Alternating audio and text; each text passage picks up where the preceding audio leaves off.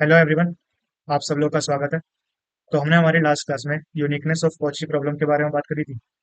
आज इस वीडियो में हम एक नया टॉपिक स्टार्ट कर रहे हैं, surface orthogonal to given family of surfaces. इसका मतलब हमारे पास में एक फैमिली ऑफ सरफेस गिवन है, F of X Y Z equals to C. हमें ऐसे सरफेस निकालने हैं जो इसके साथ में ऑर्थोगोनल हो। ऑर्थोगोनल का मतलब क्या होता है कि जैसे कि ये एक सरफेस हो गया, यहाँ पे एक दूसरा सरफेस है जो इसके साथ में 90 डिग्री का एंगल बनाता है। तो ये जो सरफेस होगा ये ऑर्थोगोनल होगा इसके साथ में। ठीक है। तो इनको हम फाइंड कैसे करते हैं? सबसे पहले आप इस एफ को डिफरेंशिएट करोगे विद रिस्पेक्ट टू एक्स, फिर वाई के रिस्पेक्ट में करेंगे और जेड के रिस्पेक्ट में करेंगे। इसके बाद में जैसे हमने ऑक्सिलरी इक्वेशन लिखी थी उसी फॉर्म में हम इसको लिखते हैं, d x upon f x equals to D Y upon f y equals to D Z upon f z. इस चीज को हमें सॉल्व करना आता है। तो जब आप सॉल्व करोगे जो हमारे पास रिजल्टिंग आंसर होगा वो हमारा सरफेस होता है। एग्जाम पॉइंट ऑफ व्यू से इतना ज्यादा इंपॉर्टेंट है नहीं है। मैं बात कर रहा हूँ C S I R NET की। अगर आप लोग यूनिवर्सिटी एग्जाम के लिए वीडियो देख रहे हो तो ये टॉपिक आ सकता है उसके अंदर। ये हमारे पास में क्वेश्चन है, देखो। फैमिली ऑफ सरफेस गिवन है हमें और एक सरफेस निकालना है जो ऑर्थोगोनल हो इसके साथ। सबसे पहले हम इसको फॉर्मेट में लिखेंगे, F of X Y Z equals to C. तो यहाँ पे एक्स वाई को नीचे लेके आना पड़ेगा, z square upon x y equals to two. जो ये वाला पार्ट है हमारे पास, ये एफ है। तो हम सबसे पहले एफ एक्स निकालते हैं, मतलब एफ को डिफरेंशिएट कर रहे हैं विद रिस्पेक्ट टू एक्स। तो यहाँ पे Z square upon Y constant हो जाएगा, minus one upon X square. ये आ गया माइनस जेड स्क्वायर अपॉन में x square Y. Similarly F Y निकालोगे तो ये minus Z square upon x Y square आ जाएगा। इसके बाद हम एफ जेड निकालते हैं, तो ये आ जाएगा हमारे पास two Z upon x Y. इसके बाद इसको इसके अंदर लिखेंगे, D x upon minus Z square upon में x square Y equals to D Y upon minus Z square, यहाँ पे वाई स्क्वायर एक्स आ जाएगा equals to D Z upon two Z upon में एक्स वाई। इन दोनों को solve करते हैं, माइनस से माइनस गया, जेड स्क्वायर से जेड स्क्वायर गया, यहाँ पे एक्स और वाई काट दें इन दोनों के अंदर से, तो एक्स गया यहाँ से एक पावर गई, वाई गया तो ये गया। ठीक है। इनको अब ऊपर लेके आ जाएंगे तो हमारे पास में X D X equals to Y D Y आ गया। इंटीग्रेट करोगे हमें मिलेगा X square by two minus Y square by two equals to एक कॉन्स्टेंट। उससे मल्टीप्लाई कर दो तो ये फिर से कॉन्स्टेंट रहेगा। तो हमारे पास में x square minus Y square equals to constant. एक सॉल्यूशन आ चुका है हमारे पास। इसके बाद में इनमें से कुछ भी ले सकते हो, तो इन दोनों को ले लेते हैं। तो d Y upon minus Z square y square x equals to three z, यहाँ पे टू जेड अपॉन में एक्स है। यहाँ से एक जेड काट देते हैं, ये पावर गई, यहाँ से एक्स काट दो और यहाँ से वाई काट दो।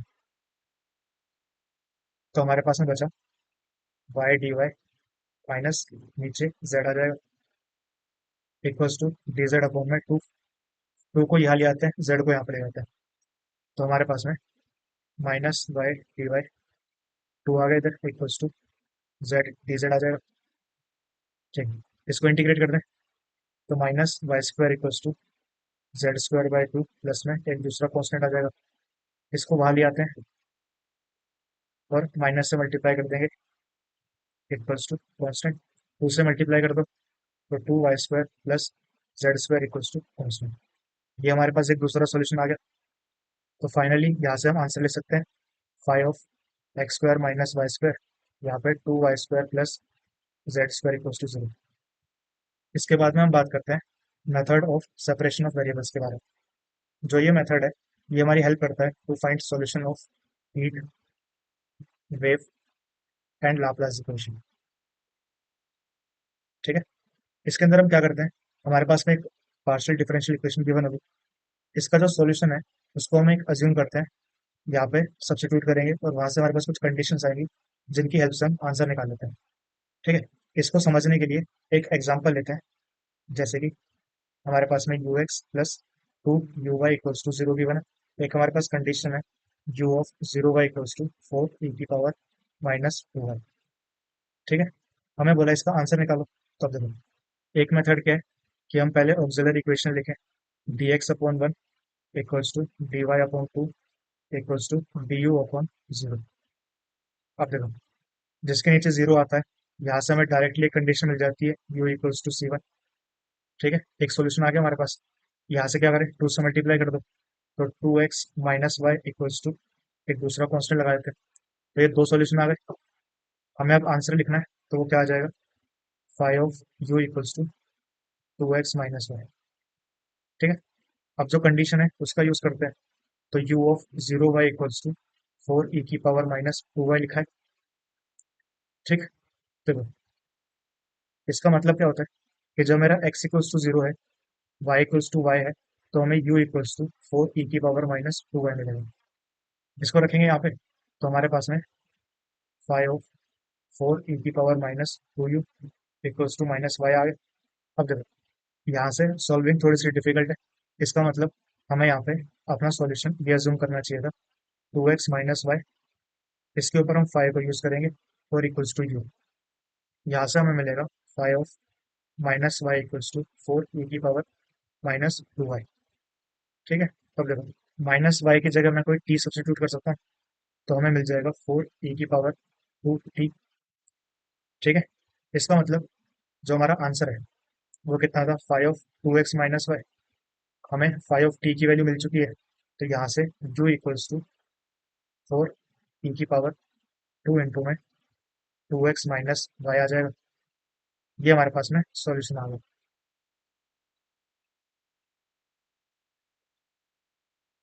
ठीक है, अब हम सॉल्व करेंगे इसको हमारे दूसरे मेथड से, जो है method of separation of variables.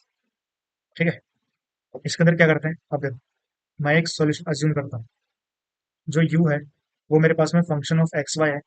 इसका मतलब जो इसके अंदर आंसर आएगा वो हमारे पास एक फंक्शन ऑफ एक्स और एक फंक्शन ऑफ वाई का मल्टीपल आना चाहिए। तो हमने ये सॉल्यूशन अज्यूम कर लिया।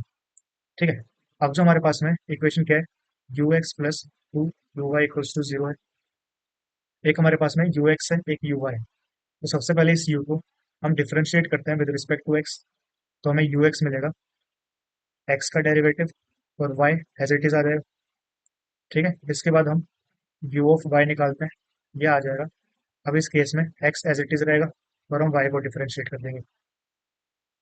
ठीक है, इसके बाद इसको उठा के यहाँ पर रख दें, तो हमारे पास में आएगा x dash y plus two into x into y dash equals to zero है।